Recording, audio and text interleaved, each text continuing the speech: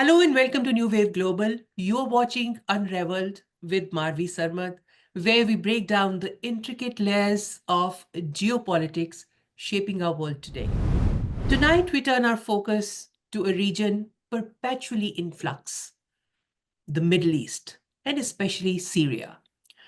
Once thought to be subdued by the Assad regime's military might and its allies, the war has reignited with rebel forces reclaiming significant territories.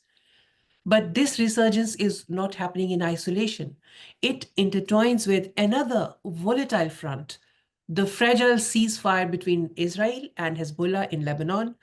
The violation of that ceasefire and Israel's airstrikes in Syria underscore the precarious balance of power across the region. What do these developments mean for Syria's future, for Hezbollah's role, and for the broader regional dynamics involving Israel, Iran, and the United States? These are not just political maneuvers, they are decisions shaping lives, fueling humanitarian crises, and redefining global alliances. Joining us to analyze and unravel these complex intersections is Dr. Kamran Bokhari, a globally recognized expert in geopolitics and Middle Eastern affairs. He has advised governments and international organizations on issues ranging from counterterrorism to conflict resolution and much more. We have been fortunate to have him on our show a couple of times before. Tonight, he will help us navigate the tangled web of causes and consequences in this unfolding story. Dr. Bukhari, a very warm welcome to you to Unravel. Thank you, Marvi. Always a pleasure to be with you. So we will have our discussion in three very brief but important segments. One, the resurgence in Syria. Second, the Israel-Hezbollah ceasefire and its breach. And third, the role of the United States and Iran. Dr. Bukhari, let's start with Syria's recent developments. Rebel forces have captured Halab and Hama. In Western media, we call it Aleppo and Hama, in swift strategic offensives. What factors do you think enabled such significant gains after years of Assad regime's holding ground? And how much of this is linked to Hezbollah's diminishing strength and the shifting focus of Russia to Ukraine?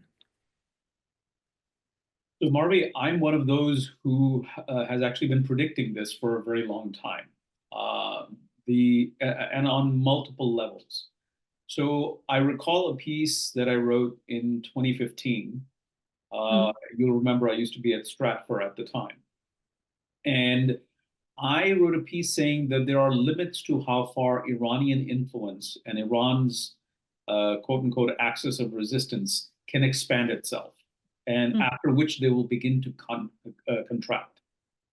And so that's one element of it. The other part of it was a few years ago, I talked about a coming confrontation between Turkey and Iran because they're both competing for geopolitical influence over the Arab world, over the Middle East.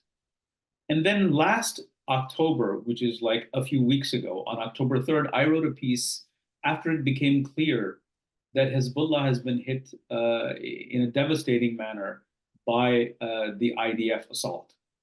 And it was very clear to me that one of the outcomes of that is it would lead to instability in Syria because Iran and Hezbollah were partners in making sure the Assad regime remained in power.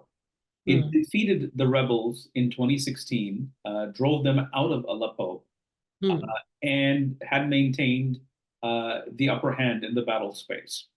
Now, granted that Assad himself and his regime was rendered a former shell of, a shell of their former self. It was reduced to being a warlord. I would even say Assad wasn't really a regime because it effectively lost control over large chunks of his own country, and he was being kept in power by Russian support and more importantly, Iranian support. Now, if Iran and its proxies have been done, specifically Hezbollah, have been dealt a blow by the Israelis, it wasn't hard to put two and two together to say, look, the rebels will take advantage of this. And Turkey, their principal backer, is also eyeing this opportunity. I literally wrote that in my October 3rd analysis for geopolitical futures. And then I expanded upon that the following week on October 10th and then October 17th. I further expanded on that idea. And lo and behold, that's exactly what is happening. In other words, this idea that things come out of nowhere all of a sudden is not true. If you are watching, if you are carefully observing, then you can essentially, foresee what outcomes happen from strategic shifts. And here I'm talking about the weakening of the Iranian sphere of influence at the hands of Israel over the past year. So this was bound to happen. I would have been terribly surprised if the Turks and their allies, particularly HTS, Hayat Tahrir al-Sham, the largest group that is sort of the vanguard of this renewed rebellion in the country, if they had not taken advantage of the situation. Yeah. And Dr. Bokhari, there's also talk of, as you also pointed towards it, it's about the internal discontent in Syria due to economic hardships because of all the factors that you have mentioned. How much of this is this resurgence is grassroots driven versus the opportunistic maneuvering by external actors like, as you said, Turkey or the Gulf state? Look, it's never one or the other. It's a combination. So absolutely, harsh political, economic, social realities drive actors towards certain endeavors, certain efforts. Mind you that HTS, while it was driven out of Aleppo along with the other rebel groups, this group managed to survive and actually, I would say, establish governance in the northwestern province of Idlib, from where it was not dislodged ever. And so they were strategically well positioned when the opening came, when it became clear that the Iranians were not able to provide that support. Hezbollah was forced back into Lebanon to focus on the home front. They came in, but they had taken advantage, HTS and other groups, including the Syrian National Army. These forces had taken advantage of the situation over the years to build their image, to say, hey, Assad regime right now is in power because there are external forces that are holding him in place. But ultimately, this regime does not have staying power. And therefore, it built its alliances. It brought together disparate factions. It developed an image of itself, much like the Taliban in Afghanistan. I mean, as you may not agree with their ideology, and I'm sure a lot of Syrians do not, because a lot of Syrians have concerns. I mean, many Syrians are of minority groups. So mainstream Shia, Ismaili, Alawite, Christian, Druze, Kurds. So many of these communities look at HTS with trepidation because they know that its ideology and its past behavior is not something that's very promising. But at the same time, they also know they don't have a choice, because if they're making gains and they continue to make gains, and now, after Hama that you mentioned earlier in your intro to this segment, the next city is Homs. If Homs falls, then Damascus is just, very close by. And so looking at these dynamics, there's a shift that happens within society, and people begin to consider possibilities that they would otherwise have not, because of their view of the actor leading the offensive. And in this case, it's HTS. But HTS, has made a lot of improvements in terms of being a military force. Again, not very dissimilar to what the Taliban did, and made inroads into society, governed an area, provided for services. So it has earned the trust of a good chunk of people. And I mean, again, going back to the Taliban analogy, that HTS did not, in all likelihood, had a very large force when it ventured out of Idlib and went after Aleppo. It had to have support. It had to have developed that support network within Aleppo that when they came in, people would join them. And then Yeah. people continue to join on this march southwards on the M5 highway, which is why it explains that they were able to come into Hama. And notice how this isn't sort of like a brutal assault on the city. In many cases, the fighting, we haven't seen fighting. Government forces have retreated, their allied militias have retreated, and people have actually welcomed these fighters led by HTS and the SNA. So this is very organic, if you will. Yeah, and we have seen not just in Afghanistan, we've seen it in Kashmir as well. Not so much in Jammu, but in Kashmir, definitely. Um, Dr. Bokhari, moving on to the second segment quickly. The Israel-Hezbollah ceasefire has been violated multiple times now, with Hezbollah allegedly rebuilding its forces, and Israel has responded with targeted strikes in Syria. Could this escalation further destabilize the Assad regime's control, or is it merely collateral damage in the, broader Iran-Israel confrontation?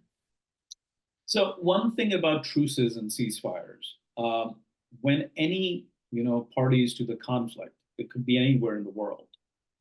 This is just a normal human sort of condition kind of situation where two parties that have been fighting agree on a truce. They know that the other side, they don't trust the other side. And each side is suspicious of the intent of the other side and saying, okay, are they using this ceasefire to regroup? So they both monitor the activity of the other. So violations happen. Violations is part of the game. And as long as the violations are within certain parameters, the truce largely holds, and which is what we're seeing. The truce isn't over because Hezbollah has been badly battered and does not have an interest in continuing to fight with Israel. And Israel too needs to, divert attention back to Gaza, where there's unfinished business. And now you have a front in Syria, and here's where I think the Israelis are dealing with. I'm convinced they're dealing with an unintended consequence. I mean, they wanted to roll back Iranian influence on their northern flank, both in Lebanon and Syria. That meant going after Hezbollah. An unintended consequence of that is the weakening of the Assad regime, providing an opportunity for the rebels to come and take more territory and threaten the viability and the survivability of that regime. This isn't something the Israelis want, but it is something that you can't have your cake and eat it.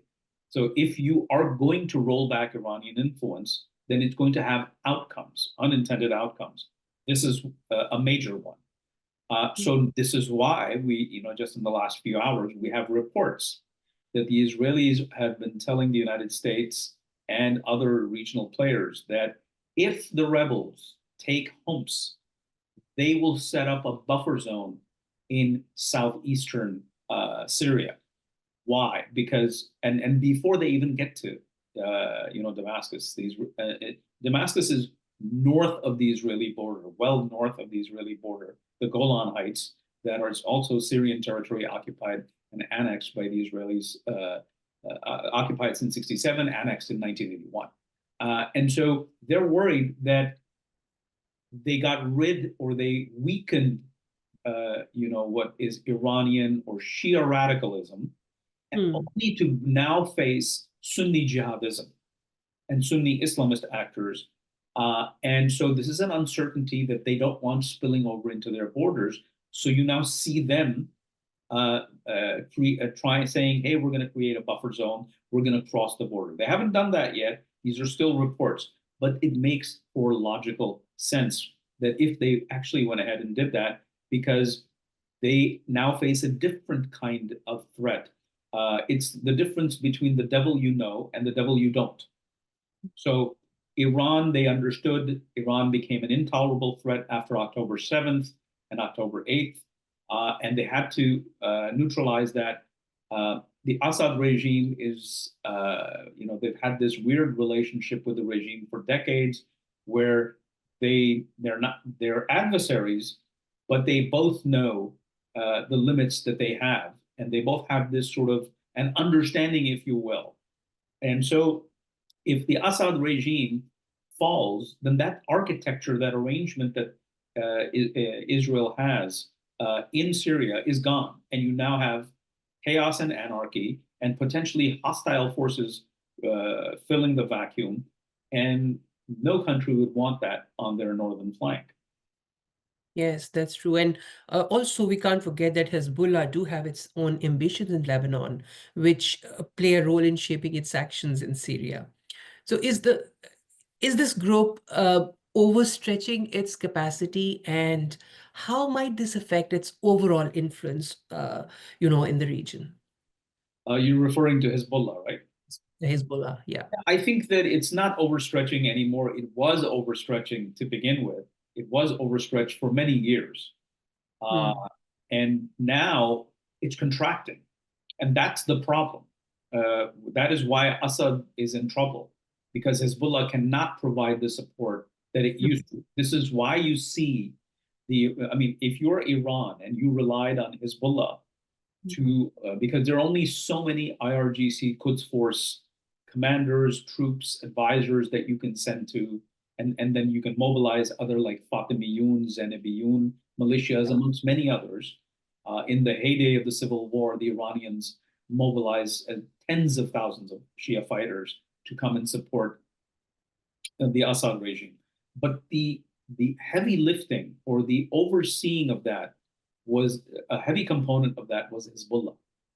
And now with Hezbollah out of the picture, and the Iranians have been, Iranian advisors and senior Iranian commanders have, over the last year and a half, been really, the advisors have been targeted and killed. So Iranian assets inside Syria have been decimated. The Iranians are fearing that if they send more people in, then the Israelis could target them. So they're in a very difficult position right now. This is why all eyes are on the Iraqi Shia militias, because that's the only other force the Iranians have to send into Syria, because Hezbollah cannot do it. And now there is this debate going on inside the Iraqi Shia landscape between those who say we need to go in, Iran is right, because if Assad falls, then our position inside Iraq can become vulnerable. But then there are other Shia actors who say it's not a good idea to get involved because we're going to be biting on something that we can't chew, and we would be in a far worse off position. So it's a conundrum. It's a catch-22 situation for the Iraqis who want to be, who, all things being equal, want to be able to help and have in the past played a role as well. But now they've become sort of the primary actor that Iran and Assad is relying on because of Hezbollah's difficult situation. And that is why the situation for the Assad regime, its prospects are looking really grim. Yeah.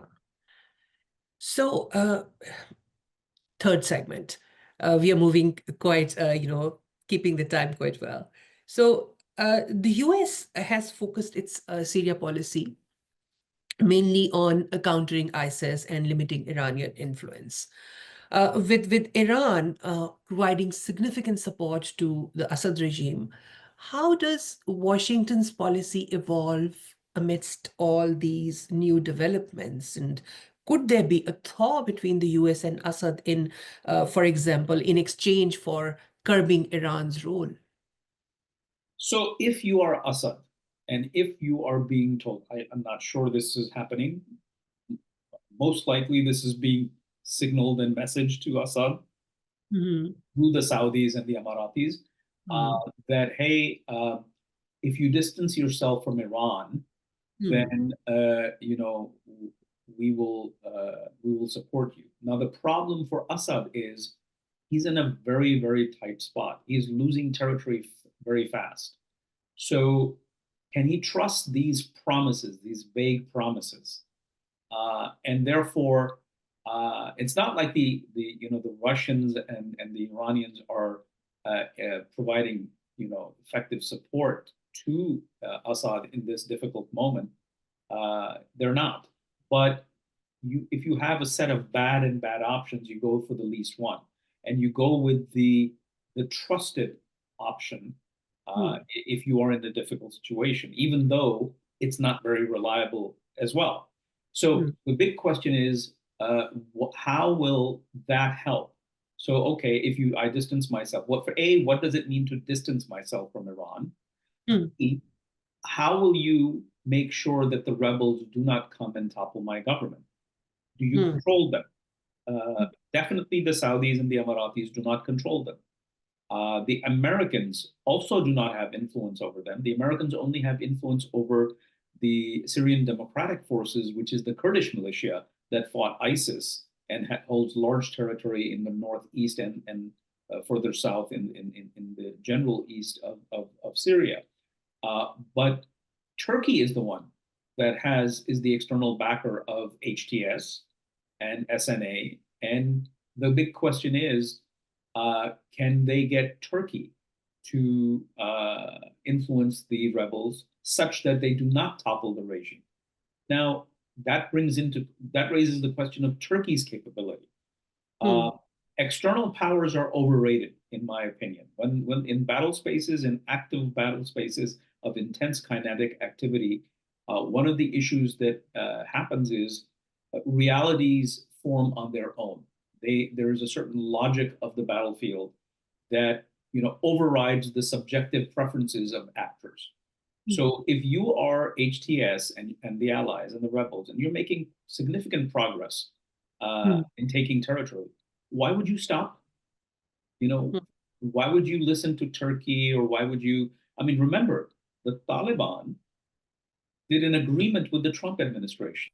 The agreement said there will be an intra-Afghan dialogue, that we will withdraw, you will have a negotiated, a negotiation process with the regime in Kabul, and the Taliban conveniently ignored it.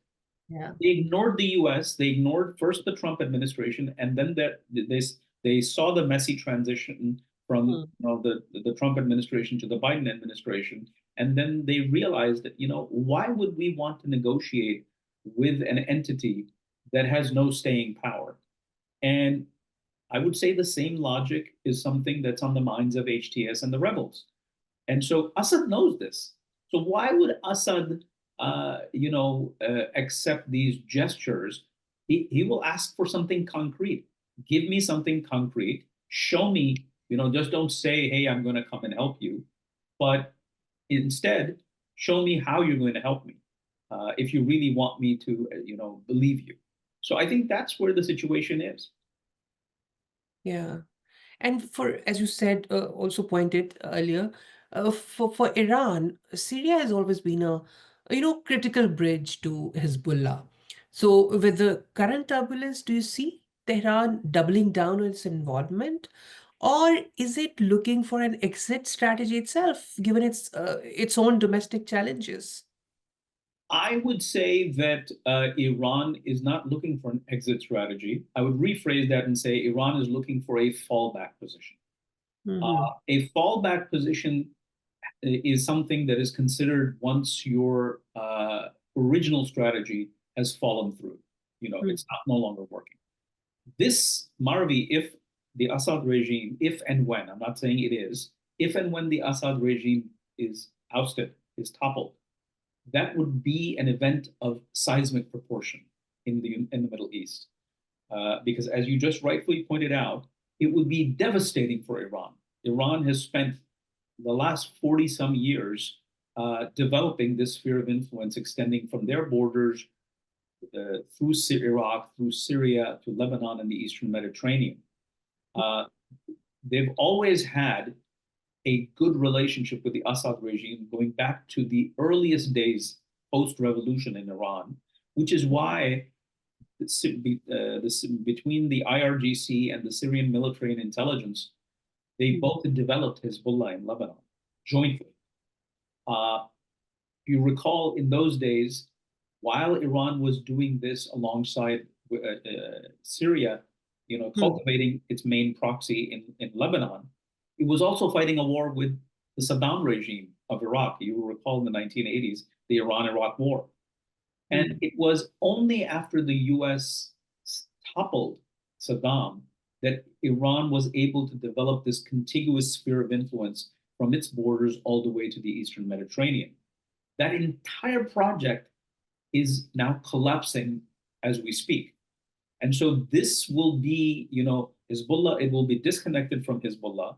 I would say that even the Shia-dominated pro-Iranian regime in Iraq will become vulnerable, because if you have a Sunni majority demography in eastern Syria, and the same reality exists in western Iraq.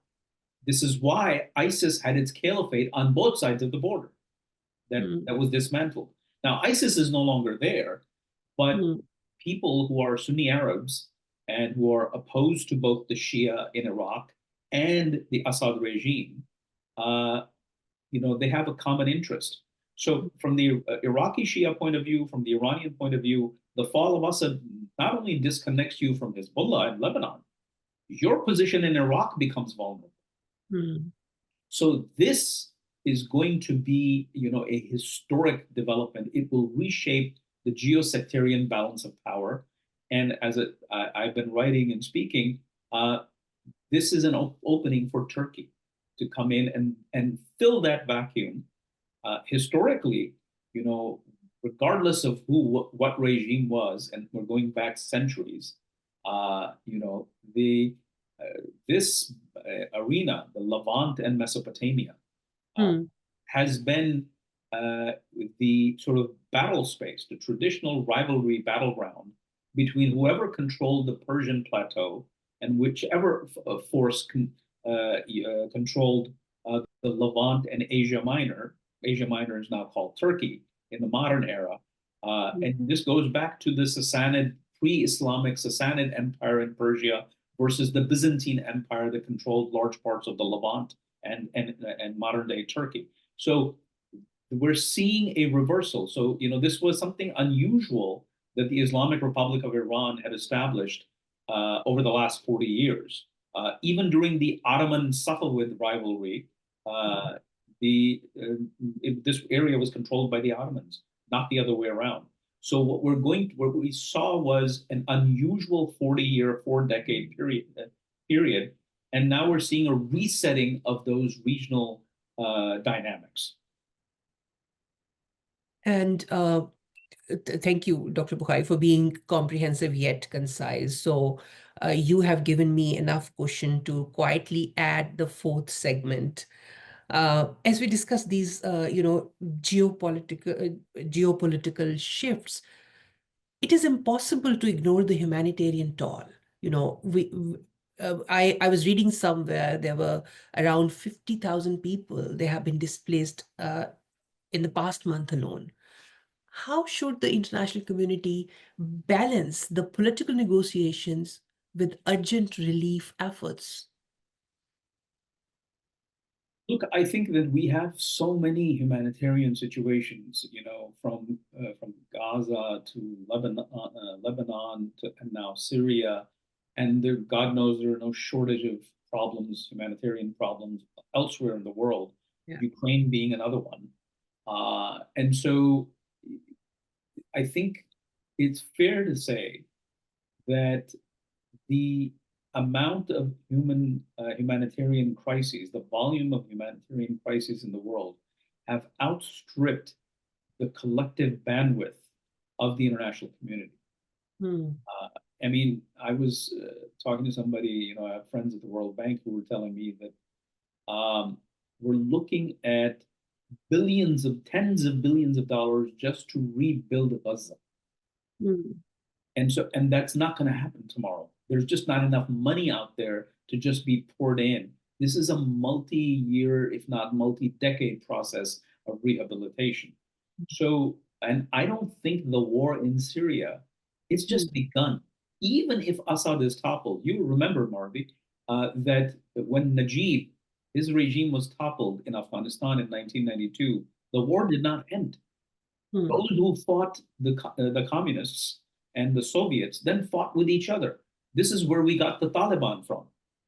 And so I think the war in Syria is just reigniting, it's just getting started. People are thinking, oh, the end game will be when Assad is gone. First, we don't know when Assad will be gone.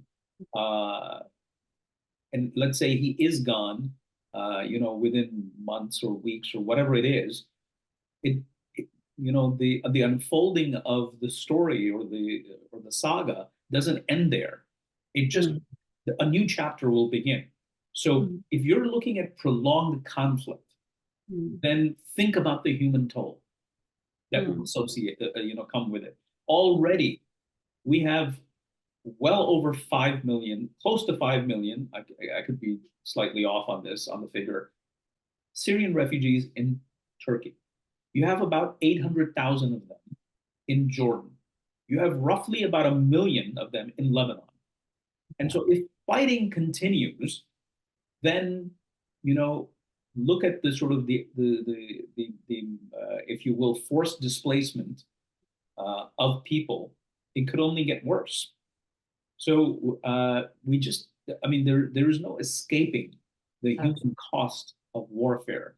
And unfortunately, I have to be the bearer of bad news. We're not looking at, we're not going to see a reversal in the human suffering anytime soon. It already looks like a forever war. Dr. Bokhari, as we wrap up, let me ask you, a big picture question. Do you see these developments leading to any kind of long-term resolution for Syria, or are we looking at another prolonged period of instability? As you also said, we're not seeing any resolution in the short term. But is this really a prolonged period of instability and proxy wars? And what should regional actors, especially Turkey, Israel, Saudi Arabia, prioritize to avoid further chaos in the region? I think that we are looking at prolonged conflict. I think that, again, you and I are from a generation, and because our background is Pakistani, it's convenient to look at the 4-decade-old plus war in Afghanistan. We think right now, since 2021, with the comeback of the emirate, that conflict has ended. I think that conflict hasn't ended. This is just one of those interregnums, strange periods. Conflict could easily come back. Look at what's happening in Pakistan. Pakistan is in meltdown mode as we speak.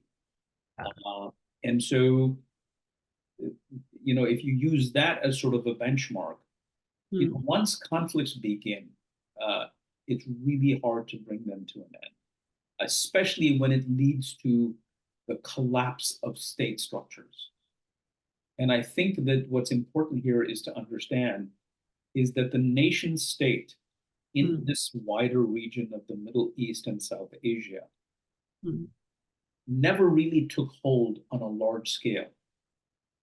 And what we are now seeing is the meltdown of those nation states, which is why it's very difficult. So the idea, look, I mean, we talked about the Iran-Iraq war. It came to an end because at the end, there was still an Iraq, it was still an Iran. I'm talking about in terms of states that could enforce an agreement. Once states collapse, why is it that Afghanistan never came back? And so excuse me. And so why is it that, sorry, why is it that Afghanistan has had perpetual conflict? You know, from the overthrow of Zahir Shah in 1973 by Sardar Dawood, and then his overthrow in 1978 by the Communist Party of Afghanistan, then the infighting within the Communist Party, then the Soviet intervention, then the development of the so-called Mujahideen, and then Over 50 years now. Yeah, yeah, I absolutely. mean, look at the saga, and you know, Emirate 1.0, then you know, 9/11, War on Terror, and Emirate 2.0 now. So we have that as a benchmark, as an example that if states, you know, essentially collapse, you know, the end of the Najib government was the end of anything called the Afghan state. There's never been an Afghan state that is actually, you know, robust. Even right now, the Taliban have an interim government. It's not very robust. The only thing is that there's nobody challenging them militarily, which is why they're around. And we have what we could call relative peace. So I think that it's important to understand there are broader issues here that have to do with the concept of the nation state not really operationalizing itself on large scale. I mean, look, Libya as a nation state is in tatters. Yemen as a nation state is in tatters. Iraq, Syria now. You keep going, you know, Afghanistan. Iran itself has internal problems. We don't know what will happen to Iran. And that whole border area between, you know, Sistan, Balochistan in southeastern Iran, Pakistan's Balochistan province, and then Afghanistan.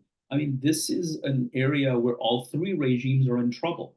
And we see the rise of non-state actors filling vacuums along with organized criminal elements.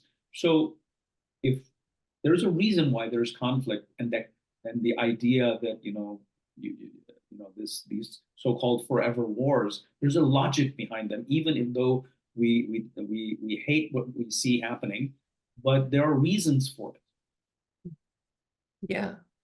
And I mean, it's a very interesting point that you have brought, although is this end of the nation state in Middle East? And I think this is a topic for another discussion with you and a couple of other. Not saying that it's the end of the nation state, because you know you still have nation states that are working. Down. But Yeah. what I'm saying is I'm raising the question that why is it that so many nation states that were developed after the First and Second World War, they are failed? Why? Yeah. So there's something there. I don't have an answer to it, but that's the bigger question.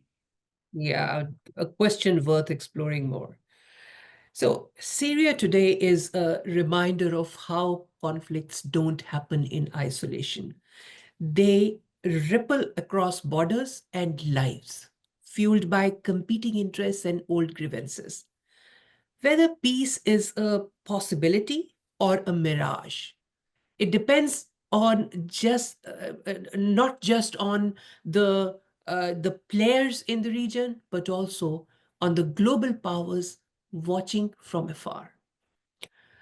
As always, we urge our viewers to follow these developments critically. Let's demand accountability, not just for military strategies, but also for the lives affected on this fragile moment. Thank you very much, Dr. Bokhari, for your insights. And thank you to our viewers for joining us on Unraveled. Stay tuned for more in-depth explorations of the stories shaping our world. Don't forget to subscribe and share this video if you like it. Thank you.